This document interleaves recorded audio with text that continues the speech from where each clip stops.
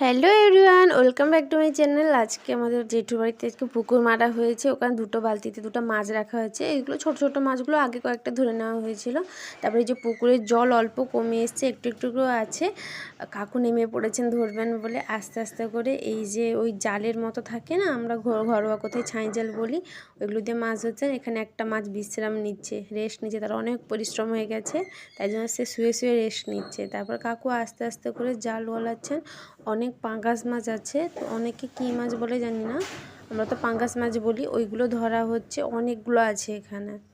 পুকুরের জলগুলো মরে যায়, তো মাছগুলো বলছে হাম তো মাল পিয়েঙ্গে, माल पिएंगे हम तो माल पिएंगे, मंगरी कर भाटी में माल पिएंगे। তারপর আমার দুজন দাদা নেমে পড়েছেন মাছ ধরতে। এই যে কয়েকটা মাছ ধরেছেন, ওই জালে না আনলে সব লাফিয়ে চলে যাবে। তারপরে এখানে একটা ট্রেতে রাখা হচ্ছে, বাজারে বিক্রি হবে ওইগুলো। আর এই যে দাদা একটা মাছ ধরে নিয়ে আসছে, পাঙ্গাস মাছ। এই যে পাঁকগুলো এখানে ভালো করে ধুয়ে দেওয়া হচ্ছে, না হলে পাঁক থেকে গেলে মাছ কিন্তু মারা যাবে অলরেডি, আর বাজারে আর বিক্রিও হবে না, কিছুই হবে না। তারপরে এই যে এখানে রাখা হচ্ছে। তারপর পুকুরে এই যে দাদা একটা শোল মাছ ধরেছে, শোল মাছ 3-4টে মতো পড়েছে। আরে টেকো দাদু যে এই যে এখানে দাদা পুরো ভীমের স্টাইলে উঠে আসছে বালতি নিয়ে।